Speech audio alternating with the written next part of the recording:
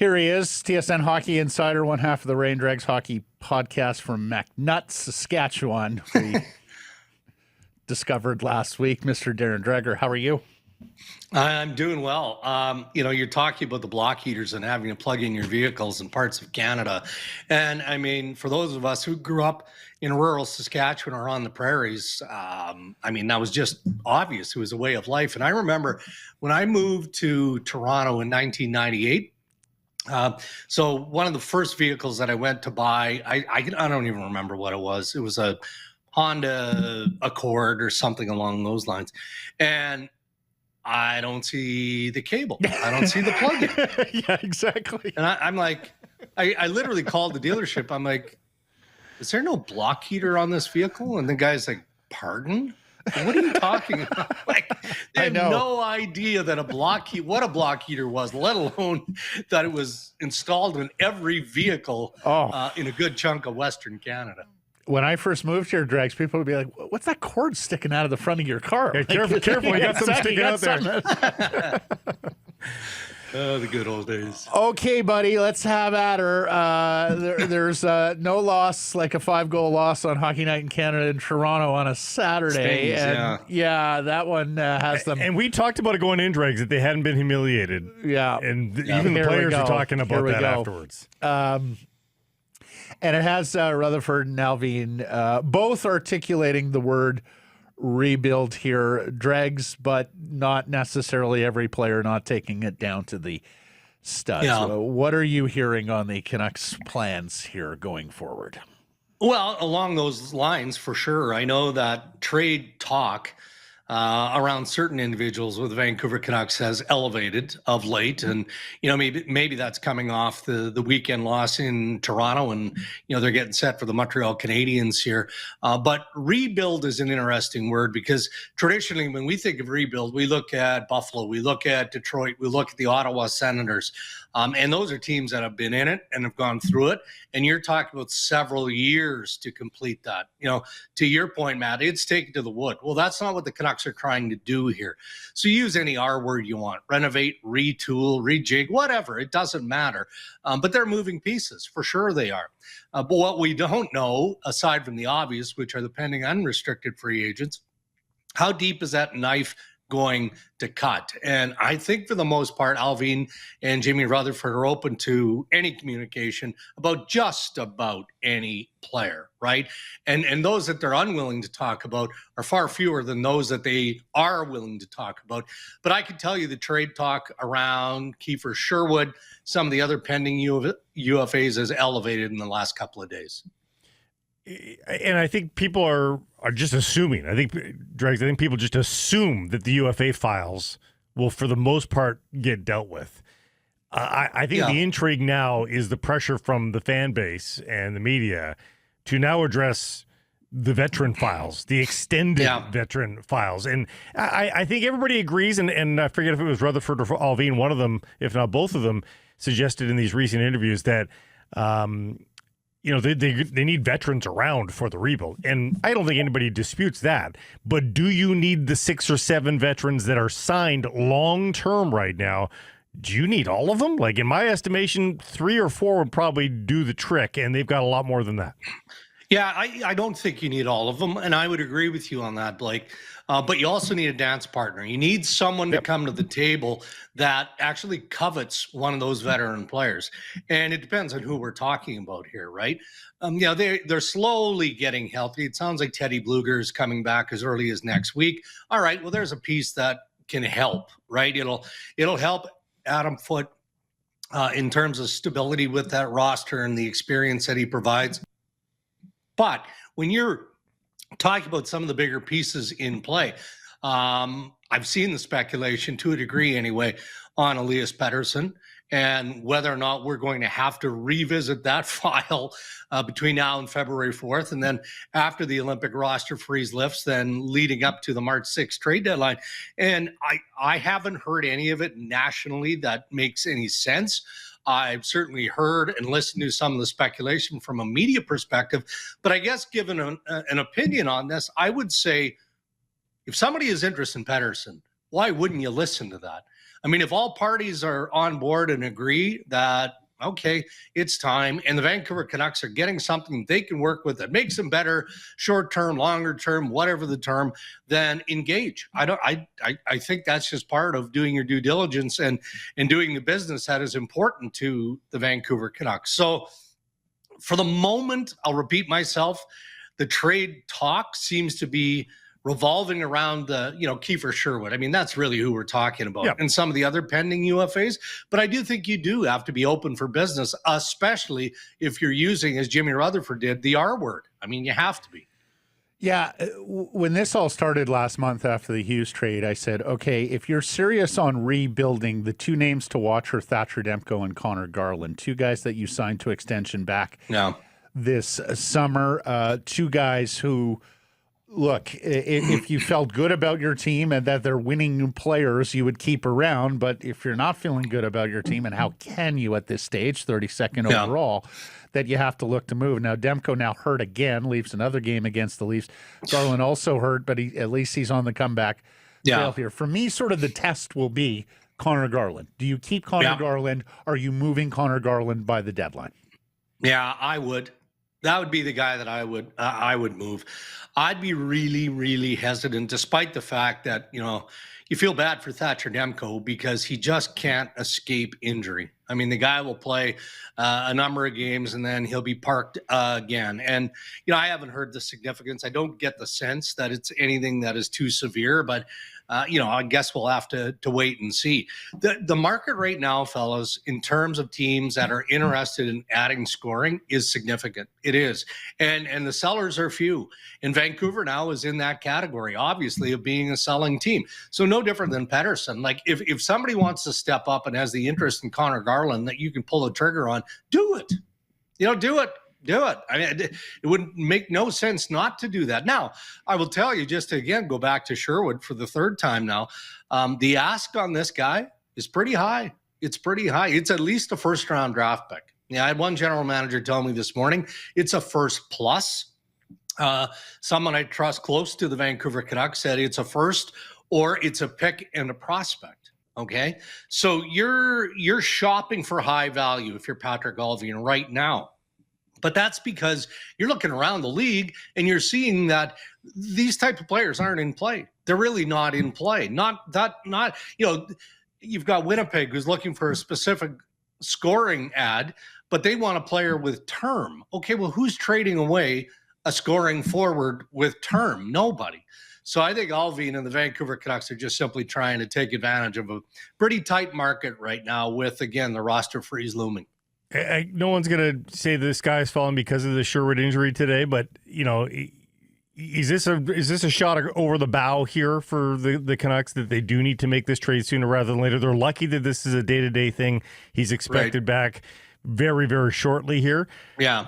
But they can't afford that to become something bigger, right? Like we've been talking about this now for a month, full on here, Dregs. They've got to be careful here and get this deal done before this becomes a bigger injury. I get it. I do, Blake. But again, name another team in the league that made a significant trade to this point of the year. No, I hear you. Yeah.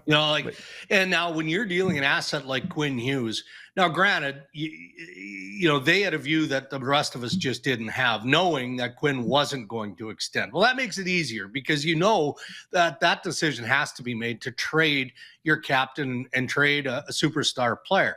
But they managed to get an incredible return from the Minnesota Wild. So I will defer to Allvin and Rutherford in knowing what the value is of Kiefer Sherwood and knowing, okay, here's what we're shopping for, which is what I expressed a minute or so ago. Here's what we're willing to let him go for at this point in the calendar. And then when you get out of that Olympic roster freeze, I think there's roughly 12 days to the March 6th trade deadline. All right, now the heat's on. And now you really have to gauge the market. Is it in our favor as a team that is a seller here, or do we have to be careful because there are other players, other forwards that are now flooding the market? I just don't think they're quite there yet. Well, when we talk about this seller's market, especially for scoring and very few sellers, Where are the St. Louis Blues at this stage of the equation, Dregs? Because they're down there standings-wise. They have gotten about some business in extending guys recently.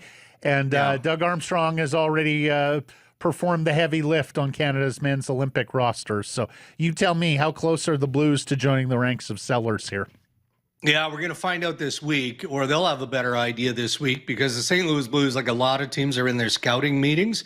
And look, I think that Doug Armstrong is going to be surly in his chair in that boardroom, wherever they are with his scouting staff. Not with them, but just the state of the organization, where they're at, and the decisions that they have to make. I mean, there have been lower level conversations about trading Robert Thomas. Now, to trade Robbie Thomas, not unlike Quinn Hughes, you better damn well get what you're hunting for. And that's a big package coming back the other way. And again, I'm repeating myself on your segment today, but why is Robert Thomas's name out there? And that would be the due diligence that the pro scouts are doing around the NHL. What is it about this guy that the St. Louis Blues don't like, or that they're willing to put him in play, right? I mean, that's what pro scouts do, and that's the due diligence of hockey operations.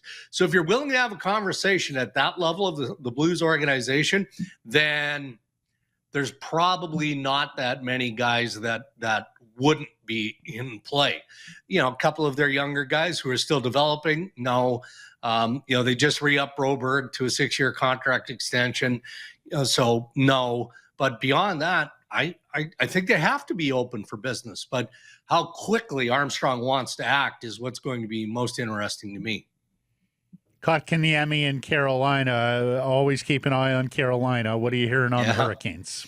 Yeah, I mean, just that they're hungry, right? And they are on an annual basis. It's one thing I'll give Tom Dunn, the owner of the Hurricanes, credit for.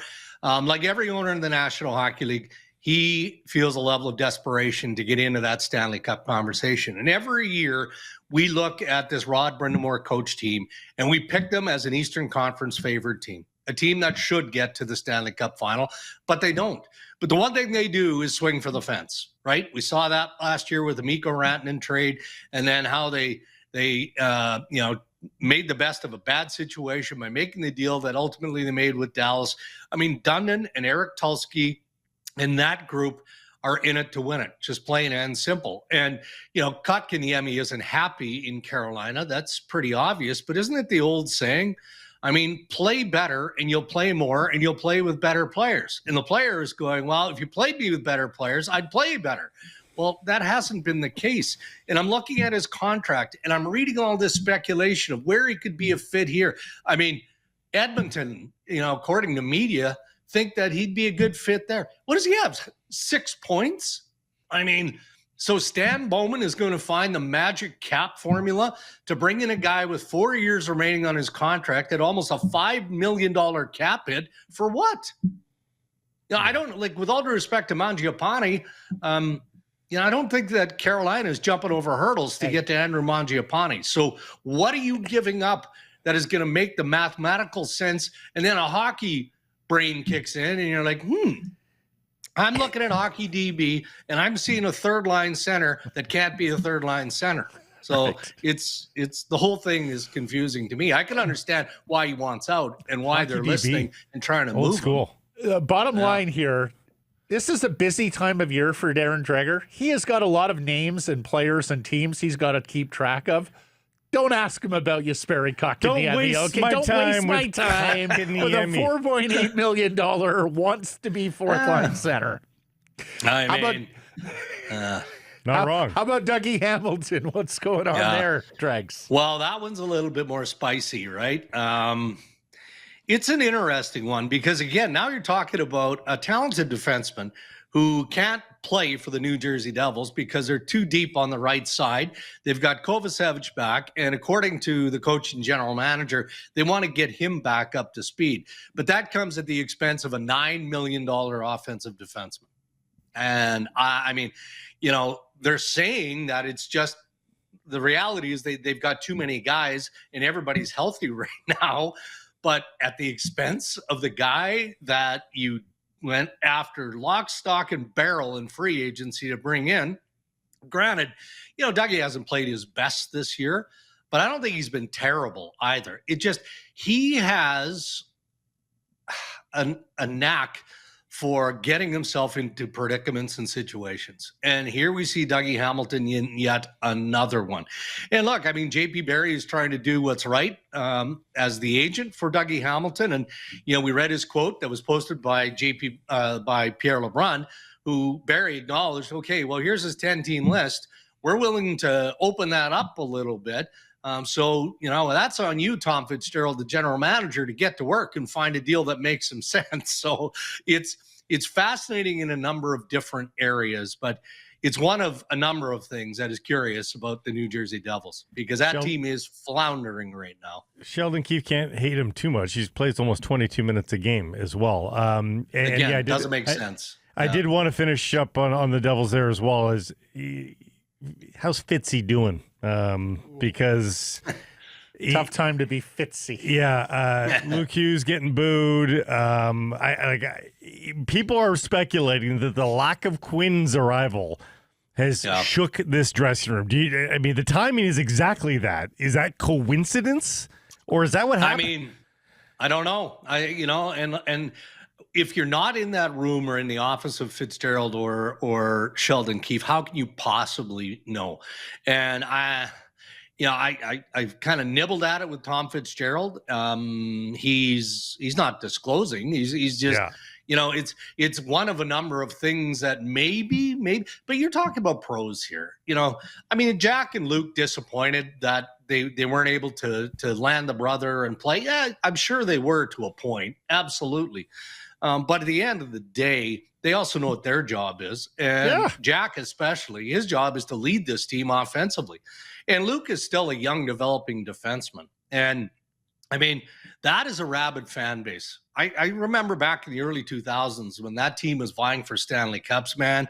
Cans and bottles would get hurled onto the ice. It could be nasty, nasty territory there. So I applaud and I appreciate the expectation by the New Jersey fan base. But the one thing I know about Tom Fitzgerald, hey, this is his last year as general manager of the Devils. So be it. That's not his call. That's the call of ownership. He reminded me last week when it was really hot that he speaks weekly with ownership in New Jersey, and he is not going to manage looking over his shoulder or worrying about job security. You can't do that as a GM or a coach. If they miss the playoffs, and it looks like they will, there's going to be change. The question is that change going to happen in season or before the March 6th trade deadline for fear of trust? Right? If ownership doesn't trust management to make big trades, well, then they've got to step in and make the change now. But I don't get the sense that's imminent. The old upper deck of the old Brendan Byrne Arena, probably the second least safe upper deck in a visiting sweater to the Spectrum in Philly back in the day with the Devils. Lastly, Dregs, I guess they've signed James Reimer, but you tell me, what is going on with Linus Ullmark in Ottawa? Can that situation be mended? Are they on the market for goaltending? Well, they don't want to be in the market for goaltending, and they would submit that we just signed a proven veteran in James Reimer. And they bring in Reimer, of course, not to shoulder the load. They look at him as a good partner and a good backup to Mervalainen or Linus Ullmark when he comes back from personal leave. And the sense that I got on the weekend was that Linus Ullmark is expected to be back sooner rather than later. I'll tell you, they've been patient with the goaltending in Ottawa all year long.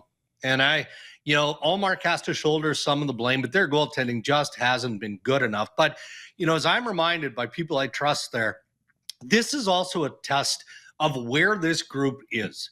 It can't always be about one position, in this case, goaltending. Like sometimes the team has to rally and find a way to win. And they've got enough talent there. Well, why can't they win a 5-4 or a 6-5 game where you just outscore your mistakes? And they haven't been doing that. So it's a show of desperation. It 100% is a show. They kicked tires on Laurent Brossoit, but at the end just felt like his injury resume was too significant and he may go down and be useless to them.